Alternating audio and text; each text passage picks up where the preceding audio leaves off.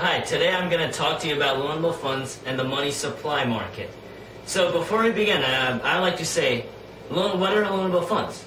Well, loanable funds are funds or money that can be loaned out from financial intermediaries such as banks to usually make investments on capital.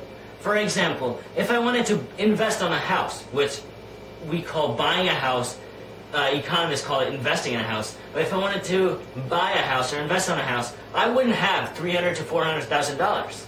Therefore, I'd go to a bank where other people have saved their money, and I would go to the bank and loan out money from there. And I would have to pay back a little amount in interest rate for the service.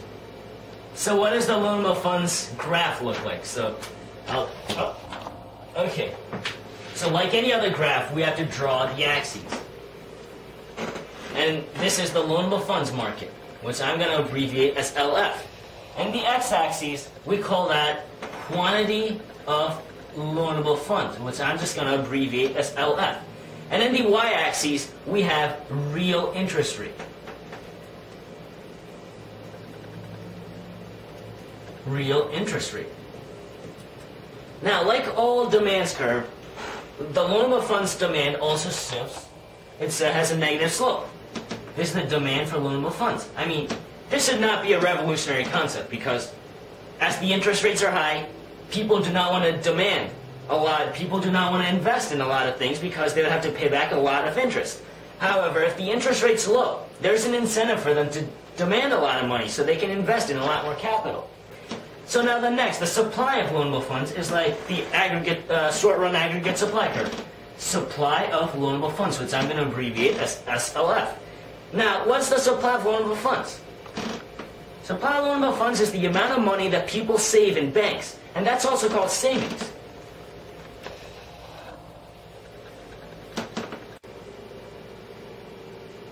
So this graph is very important to learn, but what's more important to learn is what causes shifts in demand for loanable funds or supply of loanable funds. So, like any other demand curve, a change in GDP causes a shift in the change in demand. So I'm going to say change in GDP, which is consumption plus investment plus government spending plus net export. Any change in GDP causes a change in demand. For example, if the GDP were to increase, let's say investment increases, the demand for loanable funds increases, it shifts to the right. Now, if the GDP were to decrease, demand for loanable funds would decrease. Now, the savings is a little different. Savings shifts according to the incentives that people have. If there's an incentive to save, the savings increase shifts to the right. Now, if there's a disincentive to save, for example, the taxes are too high, there's the shift to the left because people have to pay more taxes, therefore they do not have as much money to save. So another concept that runs concurrent with the loanable funds curve is the money supply curve, which I'm going to graph, and this is the money market. Money market, M-O-N-E-Y, is the money market curve. And these two really go hand in hand. So like any other graph, I'm going to draw the x and the y axes, and here I'm going to have quantity of money, Q of dollars, because we live in the US, I'm just going to say dollars. And in the y axis we have real interest rates, which I'm going to abbreviate as IR, interest rates, the same thing. And the money market, it's like any other demand, so demand for money. How much money is demanded by people.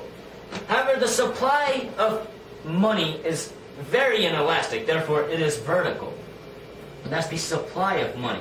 And it's very inelastic because the Fed is the only institution that can change the supply. If the Fed wants to increase, it goes through open market operations and it will buy bonds and it will give out money. Therefore, the money supply would shift to the right if the Fed wanted to decrease. So Fed is the only thing that can do it. Therefore, it's very inelastic. And right here, that's the equilibrium. And that's, I'm going to label this IE, and here QE. This is quantity of equilibrium, and that's the interest rate of equilibrium. Another graph that depicts the money supply and the money market well, there are two graphs. This one with the real interest rate in the y-axis, and there's another one which is a little different, which is also very important. So that's the y-axis. I have to label two y-axes because that's what I have like a U shape. In the bottom, I'm going to name this quantity of money.